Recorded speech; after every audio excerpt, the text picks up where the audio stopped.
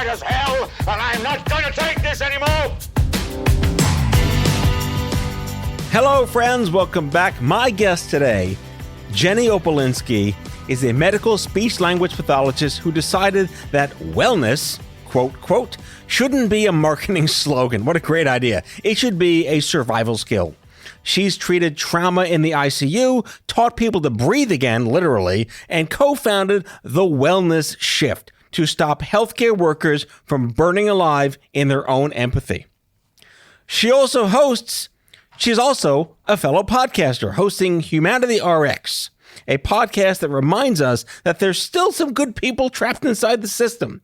She's the rare kind of clinician you can talk to about calluses on your soul and make you believe that healing is still possible. Oh, she's also a children's book author. She's also a children's book author about dragons learning to breathe through their big feelings. Because of course she did. She's Jenny Opalinski. In any case, she still believes in humanity. I guess I do as well, which might be the bravest thing anyone can do in medicine today. My name is Matthew Zachary. This is At a Patient's. Let's get started.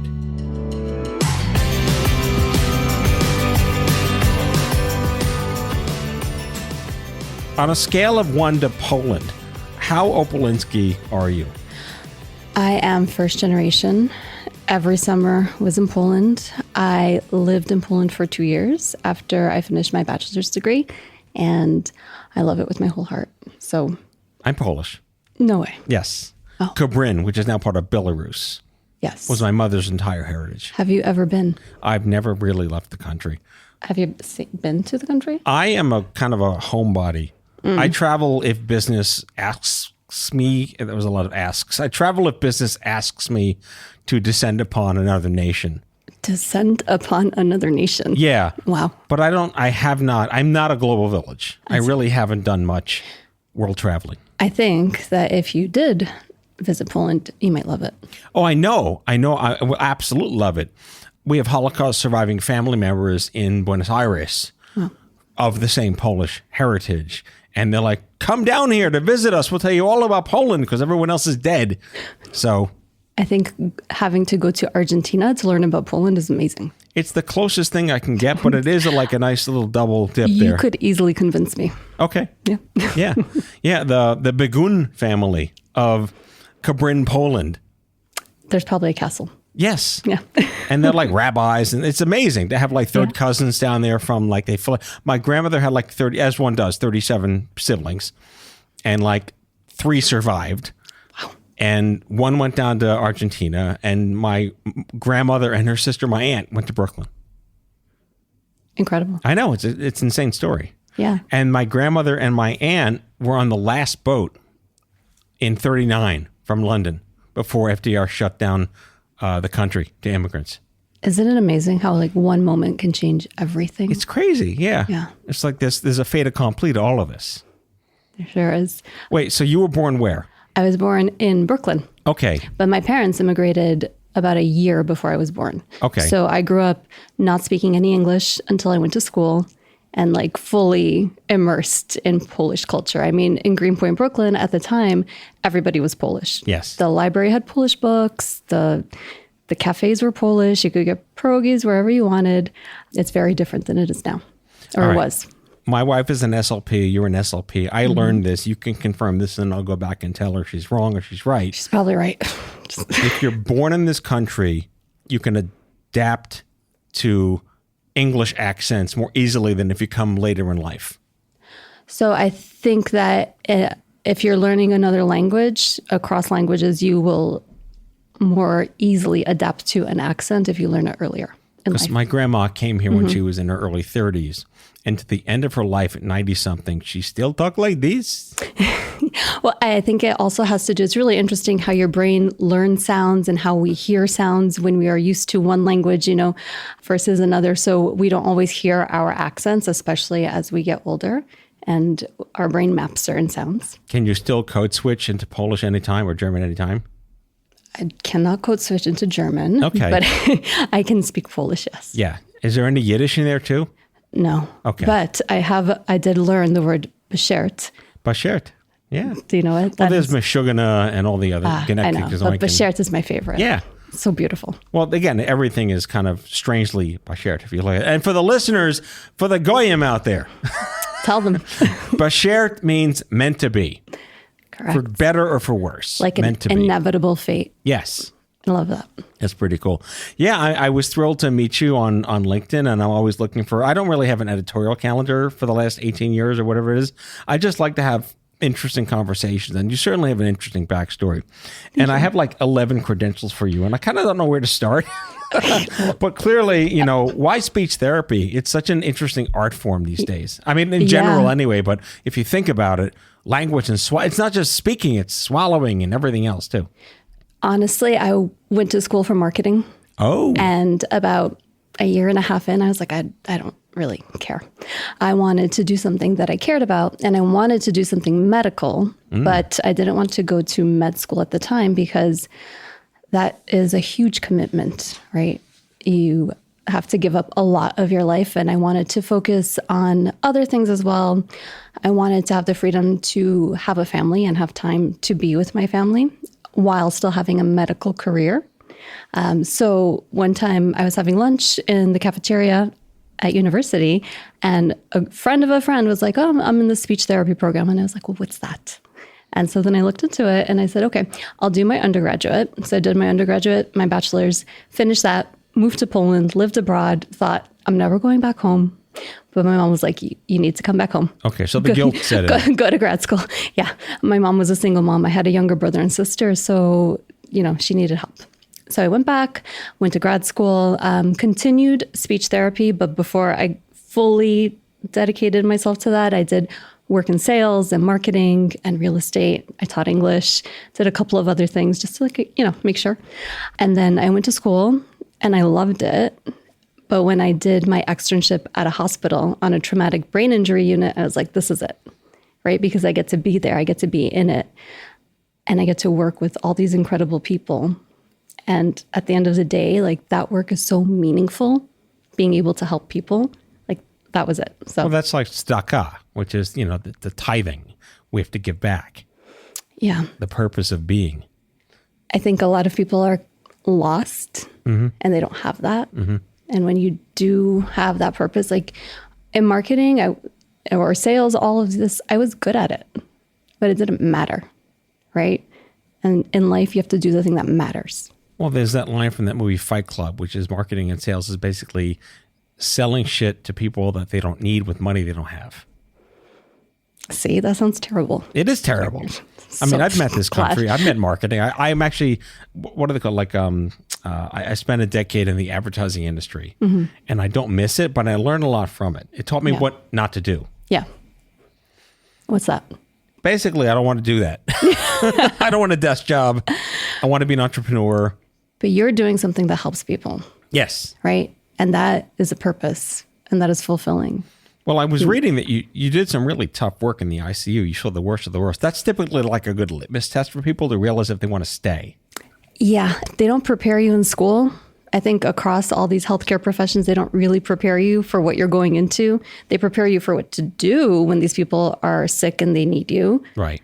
But they don't say, hey, like, you're walking into all these traumatic things. I mean, I worked at a level 1 trauma center straight out of school, and it was Jamaica Hospital. So you got like... That is, yeah. Oh my goodness. That makes ER look like, I mean, we had all the stories and very little resources, and we made it work. And gosh, it was tough. But I think if you look at like military, first responders, law enforcement, and healthcare professionals, we all have that in common, that we see like the ugliest parts of life, the cruel parts, right? But we don't get to turn away from them. We are the ones that sit there with you so you can make it through. Well, you stare into the abyss and you keep wanting to stare and help people. Yeah. I mean, it's hard. There's a lot of burnout too happening in healthcare. Oh, we could talk about that too. I actually do a lot of work in the burnout community. Yeah. Yeah. And I mean, I started the wellness shift because once I stepped away from speech therapy a little bit and went into more of an industry job, and I did the work per diem and went back occasionally. All right. So where of the, I'm 70s, you're early 80s. we kind of grew up at a time where eating dirt and getting hurt was normal. It taught character. There was no such thing as wellness and mindfulness. And I was diagnosed in the 90s when get over it was the therapy, right? So we're hardened in the sense of our origin stories as children. What does wellness mean today? It's like everything. Exactly. What does wellness mean today? Right? Yeah. I mean, it can mean everything. And there are platforms for people who can bend it every which way. Right. But at the end of the day, for me, I started the wellness shift because I started looking into the research in regard to healthcare worker assault, suicide, burnout. I mean, it's insane. And I thought this is like an America problem. It's not. It's such an America problem. It's not, though. It's a everyone problem. You're teaching me something then. Healthcare in general is having a hard time. Worldwide.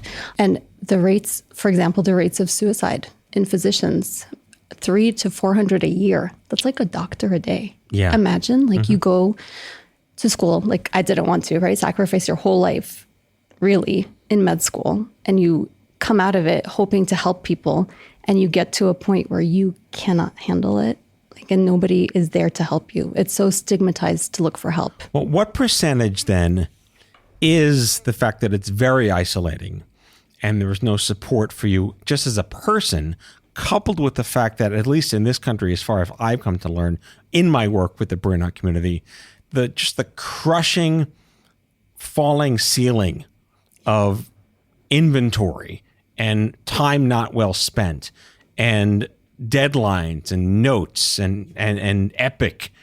Yeah, and all that taking away from what actually matters, which is that connection that you have with your provider as a patient, right? Mm-hmm. Because in doing this work, what I heard from providers is, I got into this to help people, and I don't ever even get to feel like I'm helping people. And then from the patients, all I want is for somebody to sit down and see me, just talk to me, just make me feel like I'm important, I'm a person, like I matter. And then from caregivers, same thing, right? You want to be heard. You want a connection. And I think years ago in healthcare, it was different, right? Healthcare professionals were a lot more respected. Well, house calls and all that stuff. House calls, but you also knew who your provider was, and the provider knew their patient, right? Mm-hmm. So and I was reading your story, and how they made recommendations for you that didn't align with what you wanted, right? You're a concert pianist. Mm-hmm. That is very important to you. But did they stop and ask, what do you want? What is important to you? What matters? No, the decision was made for me, not with me. Correct. And I think that when you know somebody that you're treating, right, when you stop and think about it and talk to them, that can change the trajectory of their care in a very positive way. Right.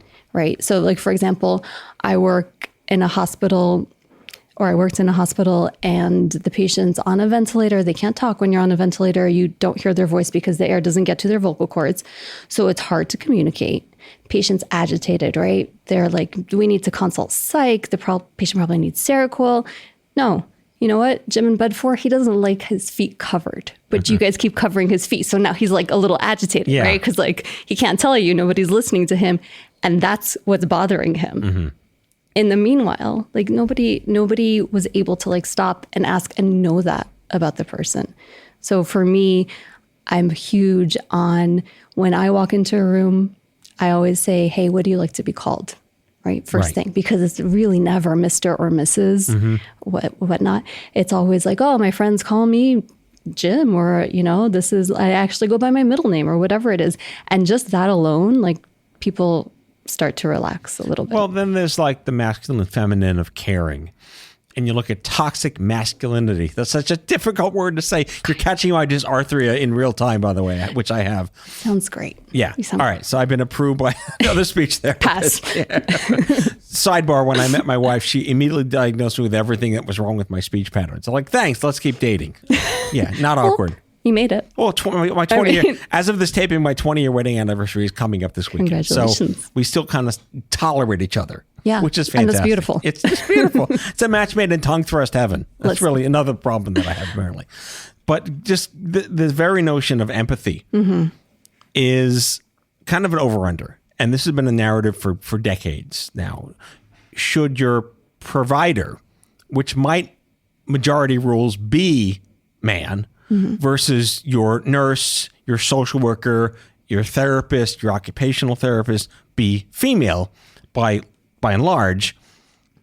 Where does the divide live in terms of providing that person? Because would a doctor who I would hope, and this is also a debatable conversation, be more of a mechanic than an empath? If you spend your life trying to be the Hippocratic mechanic that just is supposed to be Doogie Howser encyclopedic, let's figure out what's wrong with you. It'd be nice if they had empathy, but I'd rather have a mechanic, is many people's opinions. And we'll let everyone else be the empath that cares about who you are. How do you feel about that? I say maybe. I think it depends on the person that's being treated, right? For example, when I was giving birth the first time, it was pretty traumatic. And I had a nurse that wasn't really friendly or nice. And I said, listen, you don't need to be nice to me. I don't care. I just need you to tell me what is happening. Right. And she was like, well, okay. And she kept me informed. She's like, I never stay late. I'm like, fine, don't worry. Don't stay late. Let me know when it's handoff. She stayed late for me because by the end of time, it was a long time. By the end, she and I kind of like had a respect for each other. And she didn't necessarily have to be overly nice or empathetic. Like she just did what I needed her to do. And I felt safe with her. And I think that matters. Like you need to feel safe with your provider. Right. And oftentimes, again, if it's a very difficult diagnosis, there's a need for more empathy. If you're breaking your bone and your kid's at the pediatrician, that's a little different. Yeah. Right. And I just struggle with the notion that, you know, I'm coming at it from a guy's perspective, I suppose, is I don't need empathy. I need to be taken care of. I want to know what's wrong with me. And I just want to go home with nothing broken. So then my question is, why do you have to choose one or the other? I don't particularly. And I'm N of one, right? Yeah. I would have liked to have had empathy that I didn't know I needed. I could have 30 years ago. But at this point now, I mean, and also I'm unique because I've just been burned out by living in this space as you have. And there's nothing I really haven't seen that won't shock me or freak me out at this point. But I just, again, as of this taping, I just got back keynoting an event for the Academy of Oncology Nurse Navigators. Those women, mostly women, I mean, those trained professionals, if I were to be egalitarian in 2025, are God's work every day. What they see is just absolute nightmare.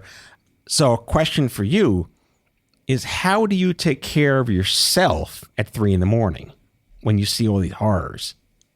So luckily I don't have to work at 3 a.m, but, but when you're like you're sleeping, you have these thoughts in your head, what you saw these days. You know what? And that's why really the wellness shift started. And I'll tell you, when I was working in it day in and day out, it was easier because it just didn't get to me. And one of the doctors that we interviewed on my podcast, he said, it's kind of like you build a callus on your soul.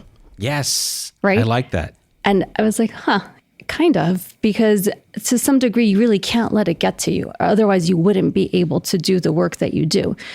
But when I stepped away from it, and it became a lot more emotional when these things happened. So the wellness shift started because there was a code on the unit while I was there. And it was a patient I had never met, never seen. You know, when it's a code, I'm not really hands-on, but I'm there. So I'm bringing the family chairs or ice water or whatever it is, but you're still there, right? So you hear the grief and you see the grief. And if you've heard a person like wailing in grief, that's a sound that you just don't forget. Yeah. Right. Yeah. And then the son is yelling at the doctors because they're not doing a good job, not doing good enough because he's going to lose his dad, and they have to call security. And that's like, it's so traumatic to have to call security on someone who's grieving, but you really don't know what somebody's going to do, and they don't know what they might do even. And that day, anyway, we lost the patient, and then we had, and it happens, right? And then we had a debrief, and I was there as well, but I look around, the nurses, they're pale, tired because CPR is exhausting physically also, but you lost someone, and it's a lot to process. But the only thing that was really said during the debrief was, oh, well, next time we're going to move, the crash cart a little closer, and we're going to be faster. And then so all tactics, not emotion. Not emotion. And you're kind of expected to just deal with it, right? So that night when I went home, and I'm making dinner and like my kids are running around arguing about socks or whatever. And all I'm thinking is like this wife's cries when she lost her husband. Like that is just stuck in my mind. And I texted actually my partner, who's a licensed mental health counselor. And I said, listen, I think we need to like write a book or something, because I know therapy is the long-term answer, but sometimes you just get stuck in a moment and you don't know what to do to get out, right? So what do you tell your clients to do when this happens? And she goes, okay, well, there's like 4-7-8 breathing and this strategy. And I was like, well, that all sounds nice, but like, I don't know, don't tell me box breathing. But I said to her, is there evidence behind this? Because if you're going to sell something to healthcare people, you need to have evidence to back it up. And she's like, but there is. You just need to understand what's happening in your body and what's happening in your brain. I was like, okay, tell me. And that's where we started. And we started to put out these strategies and started this advocacy platform where we put out the research and kind of made it a little bit more available and accessible, because it is still stigmatized to seek help. Yeah. I'm still stuck on the callus for your soul. Right? But let's take a quick break and come back after this.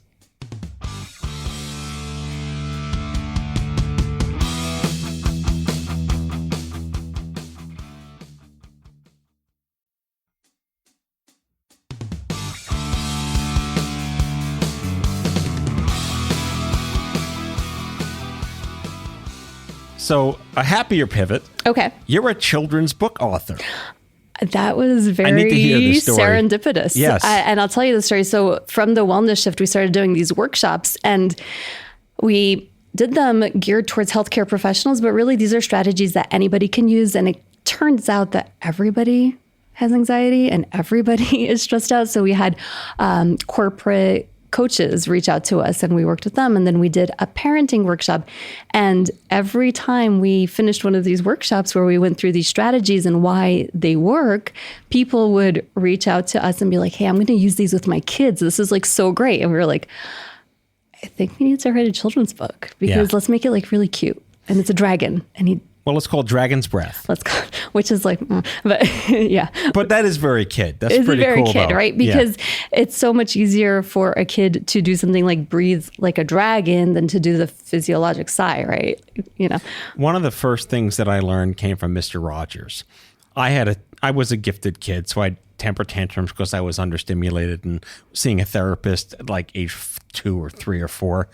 And Mr. Rogers, to his full credit, just summed everything up in like one sentence in one of his episodes. He's like, what do you do with the mad that you feel? And that has lived with me, for 48 years at this point now. What do you do with the mad that you feel? Isn't that incredible? Yeah. Yeah. You know what? If you're asking me personally, I was really mad that there were no resources for healthcare professionals. So I did what I could. I started this platform. We started our podcast to kind of highlight the human side of healthcare, to hopefully bring back some of that connection between the patients and providers. I think if all of us can see each other from both sides as human beings, we can give each other a little bit of grace and maybe work together a little bit better. And the podcast for the listeners is called Humanity RX. Humanity RX, yeah. Were you hopping on the podcast bandwagon, or you've just always felt like you needed to have this audience? I actually said I will never do a podcast because everyone does podcasts. Okay, so the opposite, exactly. The opposite, but it's an easy way to get voices out, right? Well, I mean, it's a good way to get voices. I don't know about easy is the asterisk right there. Yeah. Correct. Because it's an art form. It is, and it's not easy, no. Right? But these people that we've had on our podcast are incredible. How do you find your guests? I read their stories and I reach out to them. There you go. And they say yes. And it's always like, oh, really? Okay. Because they're just amazing what they're doing. And I want for patients, I think patients don't know that your healthcare providers still think about you like 10 years down the line, that we really care about what happened to you. And sometimes, we're not really allowed to go back and ask or check or whatnot, but we really do care about you. And I think that hearing these stories can give people that safety, that little bit of trust in healthcare. Like, nobody got into this to get rich or famous or really, I know. And let me tell you, there are some people in healthcare that maybe shouldn't be in the field. I've had those experiences too. Oh, I've been there. Yeah. Yeah. I mean, you've been there, but the majority of people really do care. Yeah. Yeah. Who are some of the, it's hard to pick your favorite kid. What can you like name one or two shows in particular, the guests and their stories? You know, my 5-year-old always asks me if he's my favorite. And Yes. I say, no, you and your brother are the same. I love you the same. And I feel like I'm going to get in trouble. But let me tell you. You can't win that battle. Can't win that battle. I am so humbled to know Dr. Novick, who is the head of the Global Cardiac Alliance. This man travels the world to places in need, and he performs life-saving cardiac surgeries on children. Right? And Was that all? Yeah, no big deal. No right? big deal. And he's done this his whole life. And he's saved like countless children. What a gift. That's incredible. And you got him on your show. Yeah. What's his takeaway?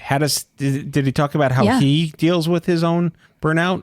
Actually, we ask each of our guests to leave a prescription for humanity. Humanity RX, right? I see what you did there. But his was to always stoop to people in need. And he's very tall, Okay. very tall. And he says that he has this notion started when he was in school, you know, even like fighting off bullies and Sure. always protecting people. Bullies, by the way, for the Yeah. record, they kind of helped me.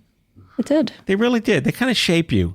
I'm not advocating Well- for bullying, but I got to say, like, just getting beaten up a little bit helped shape me. You know, it kind of gave me my begrudging lack of self-esteem and loathing, which You comes in know- handy as an artist. I think and nowadays, I think bullying's a lot different though. It's very different today. Yeah, I mean, this is not apples to apples. Yeah. I'm glad that it shaped you in a positive way. I Yeah, hope. I mean, I had to go through my But own I'm crap sorry like that you anyone had to else. go through that. Yeah. It's And I okay. mean, and there are people who never go through anything that's significant, right? And they're just, I feel like sometimes that you're just different. Well, it's hard to not. All right, so I'm going to give you a scenario. The names of the innocent, okay? Someone once said to me after their grandma passed away at like 99 years old, this is the worst thing that's ever happened to me. I'm like, God bless you. Yeah. God bless you that your 99-year-old grandma dying is the worst thing that ever happened to you. Can we switch shoes for a day? Yeah. And I know. And I was reading somewhere, I think about like the amount of traumatic events a person generally goes through in life, and then look at these people who are like, we talked about first responders or Right. law enforcement or healthcare professionals, and you go through 10 to 15 traumatic events in one day. I mean, imagine having Right. to tell somebody their child is not going to make it and then stepping into another room and having to deal with somebody. And it's a lot. Well, I mean, I've been on the soapbox about all healthcare communications are basically apathy dressed in intention. And there's no one fix because I'm fully convinced that it's all been just built this way on purpose, and that apathy is money and empathy is cost. I mean, these are serious philosophical things to talk about. Yeah. If you could snap your fingers in some magic unicorn land and add one part to your experience in healthcare that should have been there, besides what you're doing now to make recompense for it, what would that be? Magic unicorn land. Yes. I think that time scarcity is an issue, like over scheduling. And I think if people were allowed the time to connect a little bit more, it would really have a positive impact on patient outcomes, healthcare worker well-being, and mental health. Yeah. So when I met my wife, I heard speech therapy. I'm like, oh, great. You teach people how to talk, accent reduction. It's this so much more baked into the art and the practice. And I see you work with a company called Aspire Respiratory that's adjacent to your skills, or talked about how that came into your career path. Yeah. So it's a great story. I was working at a long-term acute care hospital. So most of my patients had tracheostomies, were ventilator dependent. And one of the interventions you can use with this population is respiratory muscle training. And what that is it's a training that strengthens the muscles of breathing. So your lungs are an organ. Lots of people are like, we're going to make our lungs stronger. You actually can't, because they're not muscle tissue. But you can make the muscles that support your lungs and that help you breathe stronger. And there are a lot of indications across many populations, healthcare populations, or even healthy adults for this. And so I was hoping to put together a research study, and the owner of Aspire, who is just the loveliest person, I emailed her and she sent me devices, and she was so supportive and so kind to me that I emailed her back and I was like, listen, you were so nice to me. Can I please do something for you? Like, these are my skills. I've done marketing. I can do your social media. And she was like, yeah, okay, let's try it out. And so that grew into now a full-time position where I work with them and I organize a lot of their education for healthcare professionals. I get to talk to all these incredibly smart researchers all around the world. I get to go to conferences and talk to healthcare professionals. I'm one of their clinical specialists. So people call in with questions. I help them work through them. What are the methods today that professionals are on the receiving end of the information? It's so crowded. There's so much noise. We've mentioned the burnout issues. When do they have time to absorb things? And how is it different today than it was maybe 10 years ago? Yeah, I'll tell you, we have to make time to absorb things because it's part of keeping our licenses, right? We have to be up to date with the new research. And healthcare, if any healthcare professional tells you they know everything, they're wrong. Yeah. Because it's a field that is constantly evolving, right? We're constantly learning new things. And in order for us to be the best we can be at helping everyone else, we need to know these things, right? So it is important that we learn about the new research, about the new interventions, the new strategies to help. And the way that we do a lot of that is through webinars. We do just in services for facilities. We do workshops that people can attend live and virtually. So we really try to make things accessible because the more that you know, the better you can help. So this is basically a variation on a theme. I was listening to your Jawhawk podcast. We'll put a link in the episode description. Surprise, surprise, there's no collaboration between respiratory therapy, speech pathology, and sleep medicine. Well, or is there? I've heard many different things. Actually, I had my wife watch this part too, and she's like, yeah, everything's kind of messed up. I mean, I think we're still learning. Yeah. Right. The research behind respiratory muscle training it's from all these different populations. So Parkinson's, swallowing disorders, athletes, singers, all the way to neurodegenerative diseases. So like MS and things like ALS and things like this. But for sleep apnea, it's really interesting and exciting, the research that is coming out, because this very simple tool has been shown to help people. And I know a lot of people have sleep apnea that don't even know about it. And it can be very dangerous.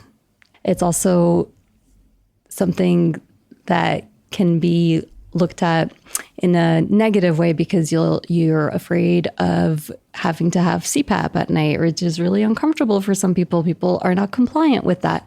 So this is an intervention that research is now saying can be helpful to people. And it's super simple to do, and it's not expensive. It's non-invasive. So I'm really hopeful it will help a lot of people. How do you get across the line with skeptics? Because in my space, all these new technology that are coming, that have legitimate backing in science and something patients would want, is not just so easily adoptable by the system. Where does that come from? I think that's okay. I think you should always question everything, right? And for me, when I'm recommending something, I tell people what the benefits are and then what we're still learning, right? Maybe it is not for everyone. But this in particular is a very simple, non-invasive, the risks are pretty low. It's not expensive. And if it's a very whole person intervention. So people find a lot of benefits. There's cardiovascular benefits. There's all sorts of stuff that people find has improved for them because of this. And I say, listen, in every study, nothing works 100%. But if it works more than it doesn't work, then that's pretty positive. So do you think that you want to try this? Because I think it is also our responsibility to give you your options, right? Very honestly, give you your options when we're treating you. So people go to Wellness Shift. There's all sorts of great content on there. Thank you. Any heat maps in particular where people migrate to any one particular thing more than the other? We put the strategies out there and we just put them very simply, and we include the way that it works. So like really what is happening in your body when you're doing this. And I think people like that because it is a very easy way to get to something that might be helpful. And like you said, like Mr. Rogers said something that stuck with you. If there's one strategy, maybe it's not the same for everybody, but maybe one thing helps you and you can hold on to that. And in the moment that you need that, it's there for you. Great. My job is done. Good. I'm still stuck on the callus on your soul thing because I love. Can I give credit to Dr. John Parente for that? ER doctor.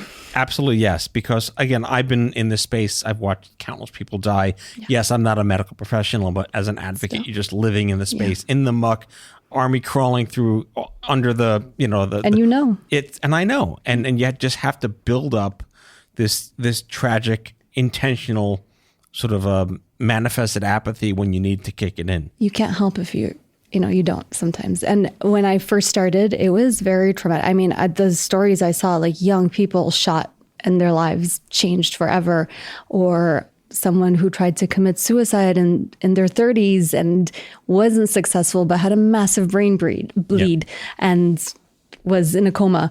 And these stories are terrible, right? And I said to my friends, and I told my friends about some things, they'd be like, oh, that's so terrible. That's so sad. And I have one friend, Sean, and I said to her, this is so hard. This is like, I'm seeing all these things. And she said, that is so beautiful. You get to be there for these people when they need you the most. From that moment, that was my Mr. Rogers moment. I was like, okay, you're right. It is a privilege. Being in healthcare is a privilege. But does it get addictive in a sense? I've also found that like what I love to do is not watch the suffering, of course, but you just feel like you want to help more people exponentially and you can't. And I've just had to learn to reconcile fighting the fight I can. What a beautiful thing to be inspired to help more people. I don't know if it's addictive, but I think that when we do good, it makes us feel good. And if that propels us to do more, wonderful. Well, we could talk forever, but now it's time for the bonus round. Ooh. So what I do for all my guests is I've been using ChatGPT for good. I've trained it. I don't use cheat. I don't use it to write shit for me. You've trained it. Okay. No, because I'm like bipolar, so it's like the other side of my brain. I could just have conversations with it. It's like, oh, this is what the hell you mean. Say it this way, Matt. I'm not nervous. Fine. No. But anyway, what I do is I feed it information about my guests. I sort of wax poetic on what I hope the show's about and my interpretation of what I see from the sort of the verisimilitude of LinkedIn or whatever.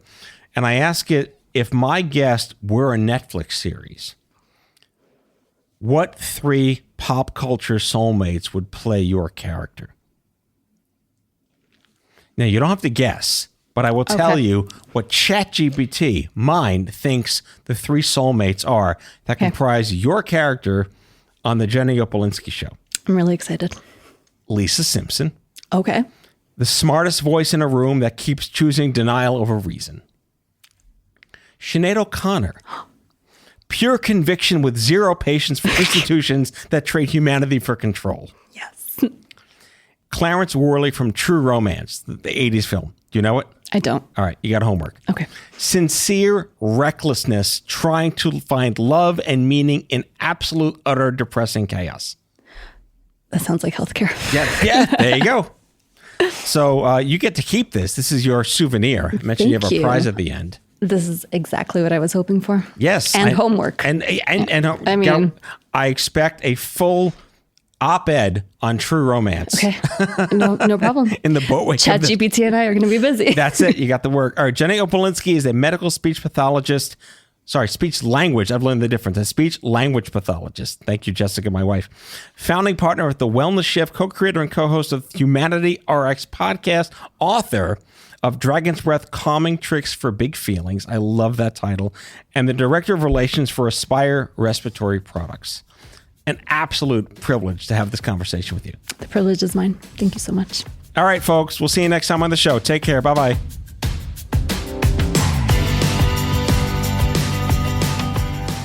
Out of Patience with Matthew Zachary is a production of Matthew Zachary Worldwide. The executive producer is Matthew Zachary. It is mixed and edited by Kyle Moore. If you like the show, ratings and reviews are always welcome wherever you get your podcasts. If you have guest suggestions, or would like to learn more about sponsorship opportunities, email podcast@matthewzachary.com. For more information about Matthew Zachary and Matthew Zachary Worldwide, visit matthewzachary.com.